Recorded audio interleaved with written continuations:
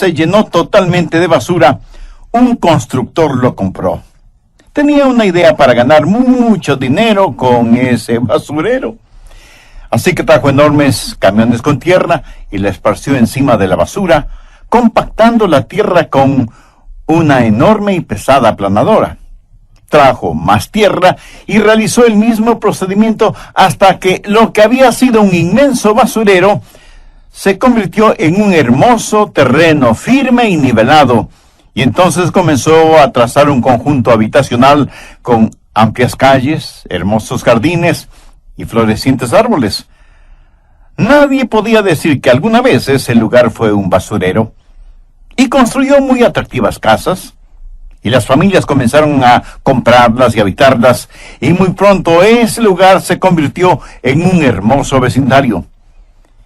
Pero después de algunos años, el suelo comenzó a ceder, y se abrieron grietas en las calles, y las paredes de las casas comenzaron a partirse, los techos se hundían, y fétidos olores salían de la tierra como efecto de la basura podrida sobre la que estaban construidas las casas.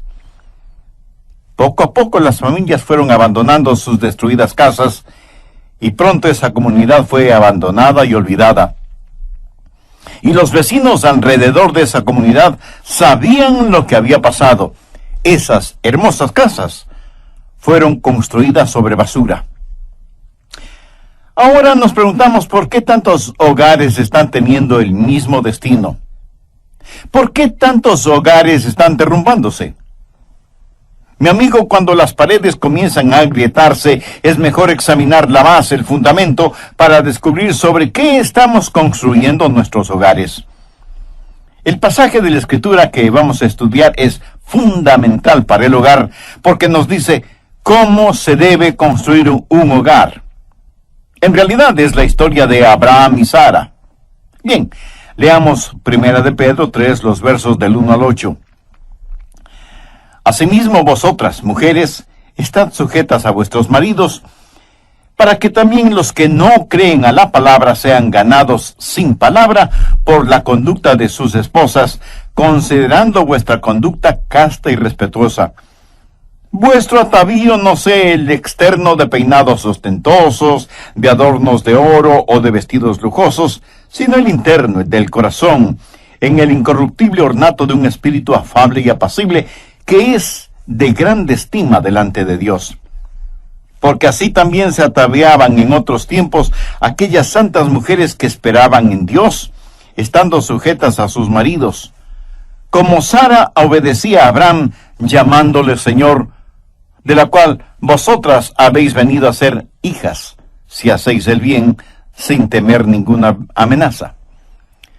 Vosotros, maridos, igualmente, vivid con ellas sabiamente, dando honor a la mujer como a vaso más frágil y como a coherederas de la gracia de la vida, para que vuestras oraciones no tengan estorbo. Finalmente, sed de un mismo sentir, compasivos, amándoos fraternalmente, misericordiosos, amigables. Qué maravilloso pasaje es este. Y me gusta mucho que la ilustración que se usa se relacione con Abraham y Sara. Y le diré por qué. Si alguna vez ha existido una pareja con una buena razón para divorciarse, esa fue Sara y Abraham. Ellos de ninguna manera fueron la pareja perfecta. Hubo el asunto del adulterio con Agar, y Abraham tuvo un hijo en una mujer que no fue su esposa. Tuvieron problemas con sus hijos, y los hijos tuvieron problemas muy, pero muy serios entre ellos mismos. En realidad fue una familia separada, constantemente en movimiento, nunca en un solo lugar, viviendo siempre en carpas, y eso causó toda clase de problemas psicológicos. Abraham fue descuidado, diciendo la verdad, y desconsiderado con su mujer. Dijo medias verdades, y una media verdad es por lo general una mentira completa. Juntos habían recorrido todas las etapas de la vida. Se conocieron cuando eran jóvenes y se enamoraron a muy temprana edad. Pasaron de la juventud a la edad media. Sobrevivieron la edad media, que en muchas parejas es la más difícil de sobrevivir. Se dice que la juventud mira hacia adelante, la vejez mira hacia atrás y la edad media se mira preocupada. Pero pasaron por todas esas etapas hasta llegar a la vejez, viviendo muchos años. Experimentaron desde lo romántico hasta lo reumático y pasaron por todo eso, pero tuvieron problemas. Sin embargo, a pesar de todo, lograron llegar al final porque aprendieron ciertos principios. Y uno de los principios básicos fue compromiso. ¿Sabía usted que las parejas que se divorcian y las que no se divorcian generalmente tienen la misma clase de problemas? La diferencia no está en los problemas que tengan, sino en el compromiso mutuo. Amigas y amigos oyentes, deseo que escuchen con mucha atención lo que voy a decir. No es el amor lo que mantiene a su matrimonio unido. Es el matrimonio el que mantiene su amor mutuo. Es compromiso, entrega. Es una vida construida en ciertos principios bíblicos. Y en Primera de Pedro, el apóstol tiene primero palabras para las esposas y segundo, ayuda para los esposos. Palabras para las esposas y ayuda para los esposos. Básicamente, Pedro está diciendo cuáles son las actitudes y los atributos que hacen de una esposa cristiana una mujer piadosa, la clase de esposa que debe ser. Y primero les habla de sumisión. Veamos los versos 1 y 2. Asimismo, vosotras, mujeres, estad sujetas. Esto significa sumisión. Estad sujetas a vuestros maridos. Detengámonos aquí un instante. Ella debe estar sujeta a su propio marido. Y algunas mujeres estarán pensando, pastor, eso sería maravilloso si él fuera un marido bueno y piadoso. Un momento, mi amiga. La Biblia dice que la mujer debe estar sujeta o sumisa a su propio marido. ¿Por qué? Para que también los que no creen a la palabra sean ganados sin palabra por la conducta de sus esposas. Por lo tanto, una esposa cristiana piadosa debe estar sometida a su esposo. Ahora, en esta época de la liberación femenina, se dice que las mujeres no deben estar sometidas a nadie ni a nada. Pero la sumisión es una realidad de la vida, y no es algo malo, sino algo bueno. Verá, la sumisión es necesaria para el liderazgo, y el liderazgo es necesario para triunfar en la vida. Sin sumisión no puede haber orden en el hogar, y sin orden en el hogar no podemos funcionar. Lo he dicho varias veces, pero es bueno decirlo una vez más. Cualquier cosa sin cabeza está muerta, y cualquier cosa con dos cabezas es un monstruo. Y es Dios mismo quien ha puesto al marido como cabeza del hogar. Esto de ninguna manera significa que la mujer es inferior, o que el marido es superior. Algunas veces tenemos la idea de que si estamos en sumisión a alguien o algo, somos inferiores a aquello que estamos en sumisión. Pero nada es más alejado de la verdad. Un versículo clave en esto es 1 Corintios 11:3. Pero quiero que sepáis que Cristo es la cabeza de todo varón. Cristo es la autoridad sobre todo hombre, y la autoridad sobre la mujer es el hombre, y la cabeza de Cristo es Dios. Así que, lo siguiente es el orden de autoridad desde el punto de vista de Dios. Dios el Padre, luego Dios el Hijo, luego el hombre y luego la mujer. Dios el Hijo está bajo la autoridad de Dios el Padre. ¿Quiere decir que Dios el Hijo es inferior a Dios el Padre? De ninguna manera. Si usted sabe algo sobre teología cristiana bíblica, sabe que adoramos a un Dios revelado en tres personas, Padre, Hijo y Espíritu Santo. Los tres son iguales y son uno en esencia. Todos sabemos que a los ojos de Dios, hombres y mujeres somos iguales. Anote Gálatas 3:28. Ya no hay judío ni griego, no hay esclavo ni libre, no hay varón ni mujer, porque todos vosotros sois uno en Cristo Jesús. ¿No es eso extraordinario? Con Dios no hay diferencia de personas, o de razas, o de lenguas. Todos somos uno delante de Dios. Y si alguien me dice, un momento, pastor, ¿no elimina eso la idea de sumisión? No, de ninguna manera. ¿Sabe lo que el diablo quiere hacer? Quiere tomar el hecho de que somos uno e iguales y tratar de hacernos idénticos. Escúcheme, hombres y mujeres somos iguales, pero no somos idénticos. La intención del diablo en estos días es el hacer a hombres y mujeres idénticos bajo el disfraz de hacerlos iguales. Dios nos hizo iguales, pero no nos hizo idénticos. Nos hizo diferentes para poder hacernos uno. Si no fuéramos diferentes, no podríamos tener unidad. Fueron las diferencias en Joyce las que me atrajeron hacia ella. Y creo que mis diferencias fueron las que le atrajeron a ella hacia mí. Quiero decir, yo no quisiera frotar mis mejillas con barba contra las mejillas con barba de otro hombre. Me sería más fácil abrazar a un puercoespín. Lo que trato de decir, mi amigo, es que Dios nos hizo diferentes para poder hacernos uno. Hombres y mujeres somos iguales, pero no somos idénticos. Y yo doy gracias a Dios por las diferencias. La Biblia está en contra de los afeminados y de las marimachos. Y dice que al principio Dios los hizo varón y hembra. Así que cuando una mujer está sujeta a su marido, no es inferior a su marido. Así como Dios el Hijo, por estar sujeto a su padre, no es inferior a su padre. Ahora, cuando una mujer acepta esta clase de actitud, algo maravilloso sucede. Atrae la atención de su esposo. Y Pedro dice que el marido no salvo puede ser ganado por la conducta de su esposa. La conducta casta y respetuosa de la mujer llamará la atención del hombre como ninguna otra cosa podría hacerlo. Ruth Graham, la esposa del evangelista Billy Graham, solía decir, es la labor de la mujer amar a su esposo. Es la labor de Dios el hacer bueno a ese esposo. Sumisión no es inferioridad, de hecho es superioridad. Usted nunca se parecerá más al Señor Jesucristo que cuando se somete, y nunca se parecerá más al diablo que cuando se subleva. Dios dice que el marido es la cabeza del hogar, y eso es todo.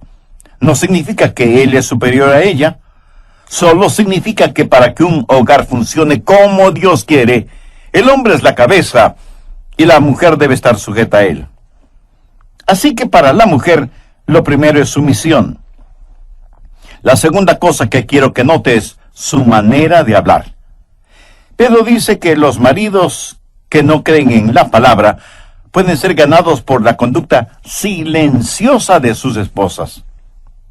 Pero la idea total en 1 de Pedro 3:1 es que los esposos podrán ser ganados si es que no tienen una esposa regañona. Ahora, de lo que yo sé, ningún hombre se ha convertido al cristianismo por medio de una mujer regañona. Y la Biblia tiene mucho que decir sobre este asunto. Veamos Proverbios 19:13. Dolores para su padre el hijo necio, y gotera continua las contiendas de la mujer. Y en Proverbios 21:9 leemos, mejor es vivir en un rincón del terrado que con mujer rencillosa en casa espaciosa. Ahora, esto no significa que una mujer no pueda testificar a su esposo. No significa que una mujer no pueda exponer su causa o hacer conocer sus puntos de vista y sus deseos. Ella debe hacer su mejor esfuerzo para influenciar en su marido, pero no debe ser con regaños. La Biblia dice que él debe considerar la conducta de su esposa casta y respetuosa. La palabra casta significa pura, sin adulteraciones. Una esposa debe ser tan pura y transparente para que si tiene un esposo no salvo, la forma en que ella vive y su estilo de vida digan 1000 veces más de lo que las palabras de ella podrían decirle.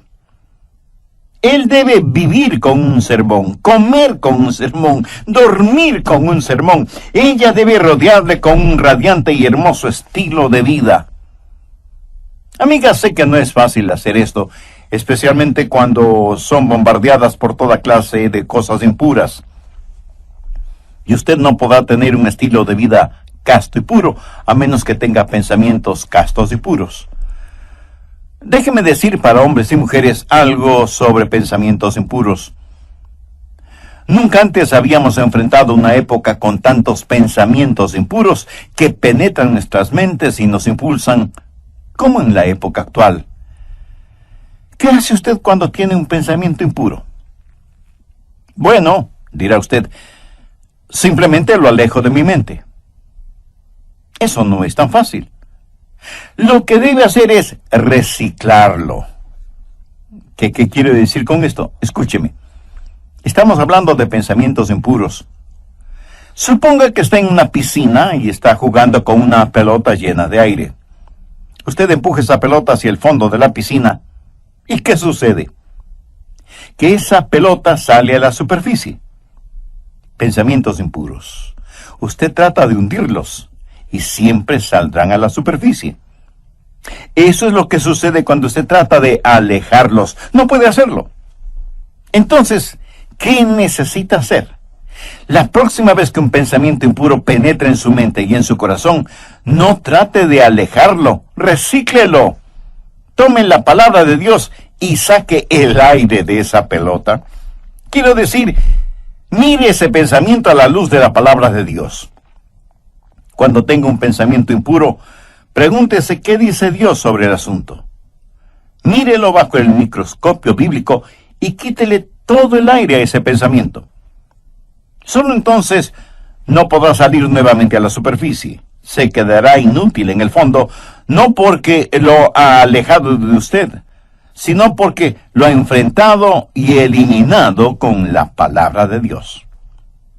Aquí está una esposa que debe tener una conducta casta, una conducta pura. Ahora no piense solo en su sumisión y en su conducta, sino también en su serenidad. Los versos 3 y 4 de Primera de Pedro, capítulo 3, dicen: vuestro atavío no sea el externo de peinados ostentosos, de adornos de oro o de vestidos lujosos, sino el interno, el del corazón, en el increíble ornato de un espíritu afable y apacible, que es de grande estima delante de Dios. Aquí Dios le dice a una mujer cómo ser hermosa, y le dice que una de las cosas que le hace hermosa es la serenidad, el adorno de un espíritu afable y apacible.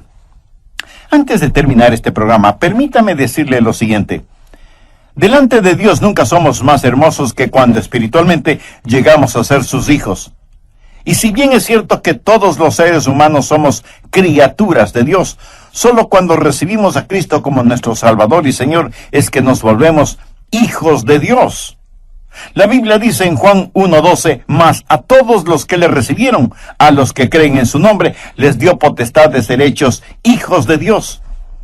¿Es usted ya un hijo o una hija de Dios? Para entender a plenitud lo que Dios tiene que decir sobre el matrimonio, hay que conocer íntimamente a Dios, quien fue el inventor del matrimonio. ¿Conoce usted de esa manera a Dios por medio de su Hijo Jesucristo? Al finalizar el programa anterior dije que una esposa debe tener una conducta casta, una conducta pura. Ahora, no piense solo en su sumisión y en su conducta, sino también en su serenidad. Los versos 3 y 4 de Primera de Pedro capítulo 3 dice: vuestro atavío no sea el externo de peinados ostentosos, de adornos de oro o de vestidos lujosos, sino el interno, el del corazón, en el incorruptible ornato de un espíritu afable y apacible, que es de grande estima delante de Dios. Aquí Dios le dice a una mujer cómo ser hermosa, y le dice que una de las cosas que le hace hermosa es la serenidad, el adorno de un espíritu afable y apacible. Algunos citan primero de Pedro 3, versos del 1 al 8, para decir que las mujeres no deben ir al salón de belleza, o no deben lucir joyas, etc.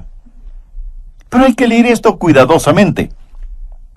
Otra traducción de la Biblia dice: No dejen que su adorno sea meramente externo. Y me alegro que la palabra meramente esté ahí. Porque alguien podría decir, la Biblia dice que las mujeres no deben arreglarse el pelo. O que las mujeres no deben lucir ninguna joya. O que las mujeres no deben vestirse. No dice eso. Pero sí dice que el adorno de las mujeres no debe ser meramente, o sea, únicamente, lo externo, lo físico, lo material. Estimada amiga, lo que está diciendo es que si usted quiere ministrar a su esposo, debe tener una belleza que va más allá de lo superficial, de lo epidérmico. Y Sara es el ejemplo aquí. Permítame decirle que Sara fue una mujer de extraordinaria hermosura. Imagínese, ella tenía 80 años y los hombres aún se peleaban por ella. Pero el apóstol está diciendo que una mujer casta y pura no debe ponerse vestidos chillones o llamativos, que no debe sobreadornarse de tal manera que esconda por completo la belleza interior que Dios ha puesto en ella. Por ejemplo, se dice que los ojos son el espejo del alma. ¿Ha visto cómo algunas mujeres se maquillan los ojos? Asustarían a cualquier marciano si los marcianos existieran. Y debido a esa máscara que se ponen, es imposible ver ninguna belleza interna. Y Pedro dice que si usted pone el énfasis solo en lo exterior, está peleando una batalla perdida porque las cosas externas son corruptibles. Pero la belleza interna va en aumento día tras día. Se hizo una importante encuesta entre estudiantes colegiales y universitarios. La pregunta fue, ¿qué valores espera encontrar en la persona con la cual tiene una cita? Los estudiantes respondieron que lo que esperaban encontrar era personalidad, sinceridad y carácter. El asunto de la apariencia física ocupó casi el último lugar en la encuesta. ¿Sabe que las personas que se adornan excesivamente es porque les falta autoconfianza? Pero la persona que se viste sencillamente y hace resaltar sus cualidades internas es la persona más segura de sí misma. El apóstol habla del ornato de un espíritu afable y apacible. Ahora, queridas damas, no tengan la idea de que mansedumbre es sinónimo de debilidad.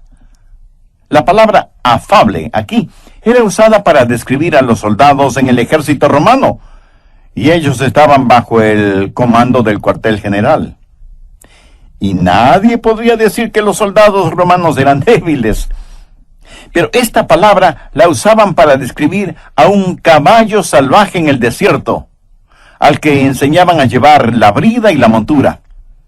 Ciertamente ese caballo no era débil, y aunque fuera domado, seguía conservando toda su fortaleza.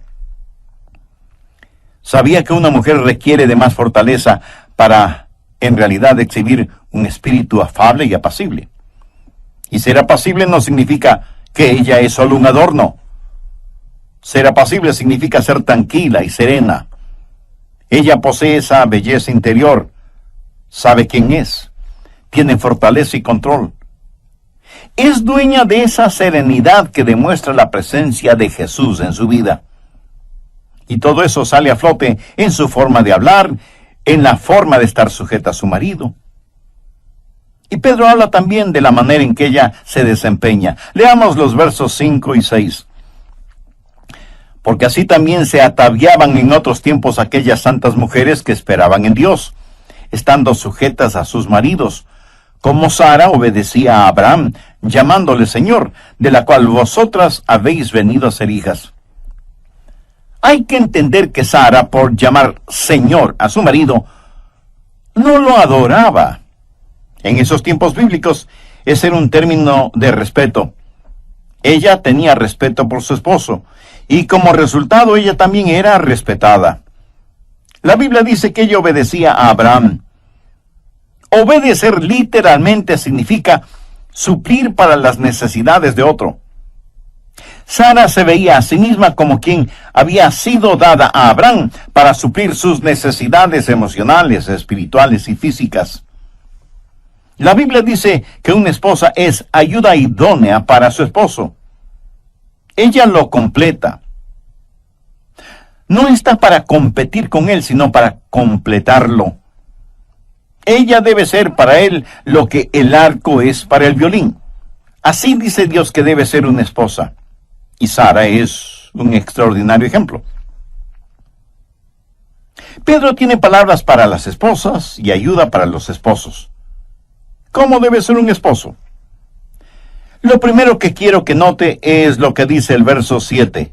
Vosotros, maridos, igualmente, vivid con ellas sabiamente. Lo que el marido necesita es conocimiento.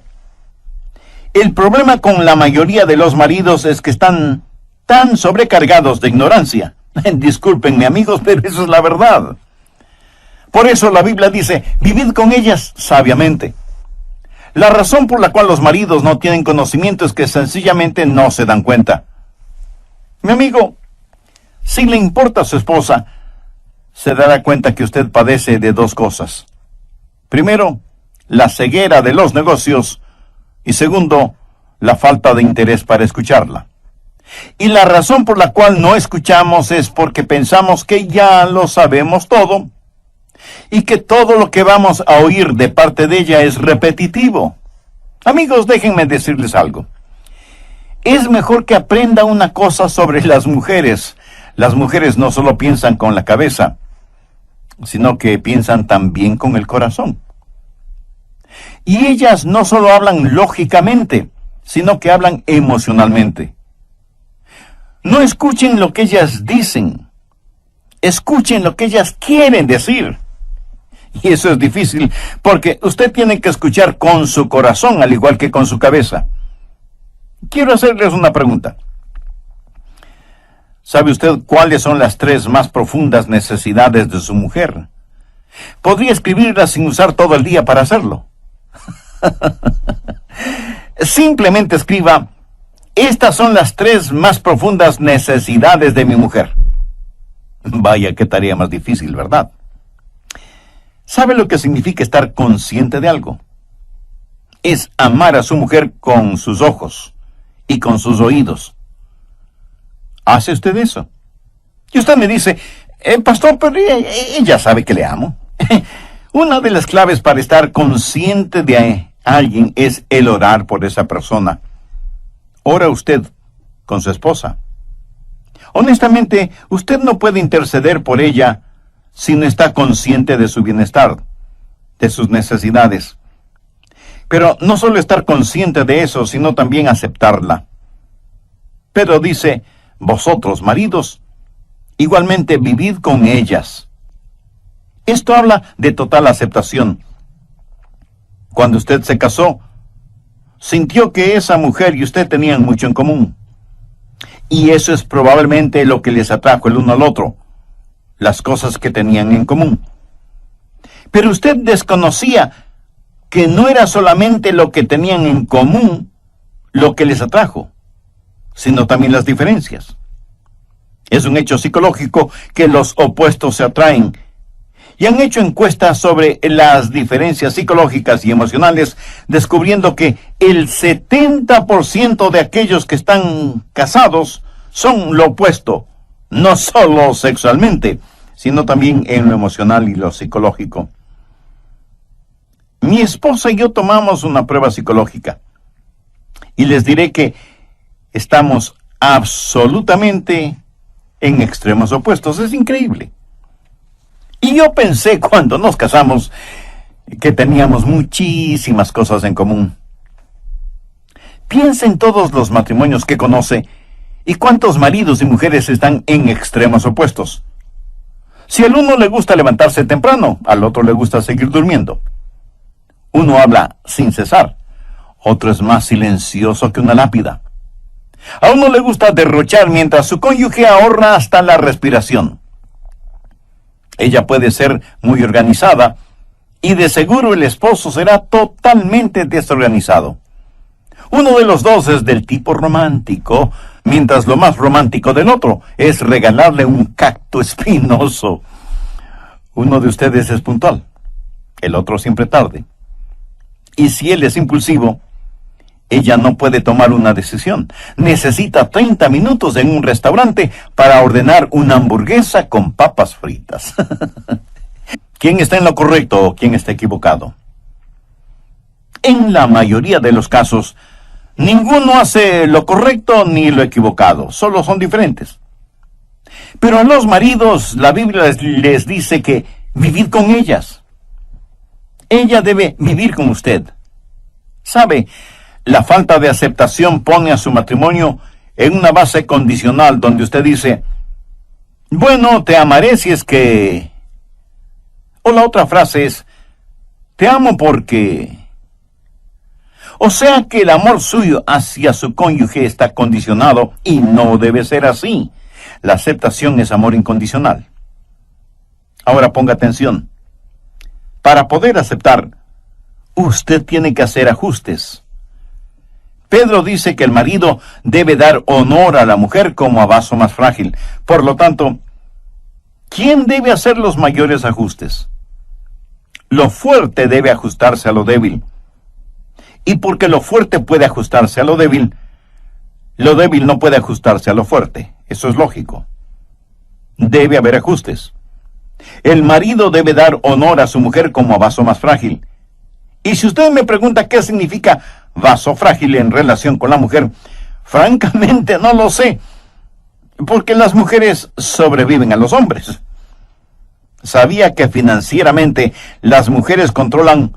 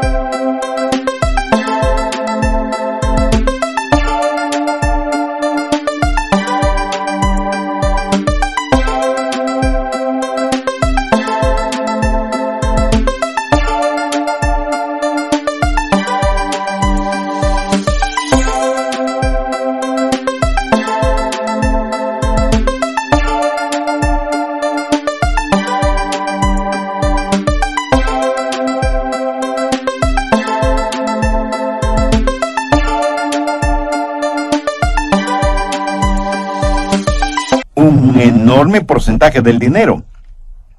Y sin embargo la Biblia les llama vaso frágil. Yo creo que el vaso frágil es el vaso más fuerte debido a la debilidad del vaso fuerte por el vaso frágil. Espero que me haya entendido. Pero el que la mujer sea el vaso frágil de ninguna manera significa que sea un vaso inferior. ¿Cuál es inferior? ¿Ese hermoso florero de cristal en la sala de su casa o la olla de acero en la cocina? La olla de acero es inferior, pero el florero es frágil. ¿Qué es más delicado, la seda o el lienzo? El lienzo es más fuerte, pero la seda es delicada. Lo que Dios está diciendo es que le ha dado a la mujer una naturaleza más delicada, y por lo tanto es la responsabilidad y privilegio del marido el hacer los ajustes necesarios. Alguien se preguntará, ¿por qué me casé con esta mujer? Le diré por qué. Ella es como la lija, y Dios la usa para lijarlo y hacer de usted lo que debe ser. Por lo tanto, no trate de cambiar a su cónyuge. ¿Sabe? La mayoría de nosotros pensamos, bueno, le cambiaré a él o a ella después de que nos casemos. Y después de casados, un día usted viene y le dice a su esposa, querida, te he inscrito en un curso de mejoramiento personal. No haga eso. Solo acéptela. Hombres y mujeres tenemos cosas que necesitan ser cambiadas. ¿Quiere saber cómo cambiar a su cónyuge? Escúcheme. La única manera que en realidad puede cambiar a su cónyuge es cambiando usted mismo. Piense sobre esto. Y si se está preguntando cómo eso puede cambiar a su esposa, se lo explicaré. Cuando usted cambia, le está dando a ella algo sobre lo que ella debe reaccionar, y ella no podrá reaccionar hacia usted como acostumbraba anteriormente, porque usted no está actuando como lo hacía anteriormente. Usted le ha dado a ella algo diferente y mejor para que reaccione. Pero mientras tanto, usted necesita ajustarse a ella. El amor maduro dice, te amo, por lo tanto voy a cambiar. El amor egoísta dice, para que te pueda amar, tienes que cambiar. El otro elemento es aprecio. Pedro dice, dando honor a la mujer. Aquí la raíz de la palabra honor significa mostrar buenas maneras a su esposa. Habla del aprecio que debe sentir por ella. ¿Sabe el significado de la palabra aprecio? En el diccionario, es una propiedad, y le dicen que esa propiedad se está apreciando. ¿Qué significa eso? Pues que su propiedad está aumentando de valor. ¿Qué es lo contrario de esto? Depreciación, que significa que algo está perdiendo su valor. ¿Quiere usted una esposa que cada día se aprecia más? ¿O una esposa que cada día se deprecia más? Es una buena inversión para usted el apreciar a su esposa. Cuando usted le da honor, cuando le muestra aprecio, ella, por así decirlo, aumenta de valor, porque ella tendrá una saludable imagen de sí misma. Y cuando eso sucede, ella tendrá ese ornato de un espíritu afable y apacible. Maridos y mujeres, vivimos en un mundo donde todo alrededor nuestro trata de derrumbarnos. Todos tratan de llegar a la cúspide, y para lograrlo, pisotean a quienes se encuentran en su camino. Esposos y esposas necesitan alguien que los anime y levante. ¿Sabe lo que cada persona necesita? Cada persona necesita aprecio. Cada persona desea ser apreciada. Y si usted me dice que no, con todo el aprecio que le tengo, permítame decirle que está mintiendo. ¿Sabe de quién anhelo escuchar palabras de aprecio? Pues de mi esposa. Porque las palabras de aprecio son muy importantes en la vida de cualquier ser humano. Por lo tanto, cuán significativo es que el esposo dé honor a su mujer, alabe a su mujer. Y note que estoy diciendo alabe a su mujer, no digo adule a su mujer. La genuina alabanza está fundamentada en la verdad. El adulo, por lo general, es engañoso y se basa en mentiras. Leemos en el Salmo 5, verso 9, porque en la boca de ellos no hay sinceridad, sus entrañas son maldad. Sepulcro abierto es su garganta, con su lengua hablan lisonjas. Alabe a su mujer y hágalo públicamente, frente a sus familiares, frente a sus amigos, frente a sus socios. Esto es lo que la palabra de Dios dice. Se dice que después de años de matrimonio un hombre puede ver a su esposa aún sin mirarla y viceversa. ¿Cuán verdadero es eso? Veamos una vez más, primera de Pedro 3:7. Vosotros, maridos, igualmente vivid con ella sabiamente, dando honor a la mujer como a vaso más frágil y como a coheredera de la gracia de la vida, para que vuestras oraciones no tengan estorbo. ¿Notó esa hermosa frase, como a coheredera de la gracia de la vida? La gracia de la vida. Es como si Dios mismo estuviera diciendo, esta es la cereza que adorna el pastel. Amigo, ¿cómo van las cosas en su matrimonio?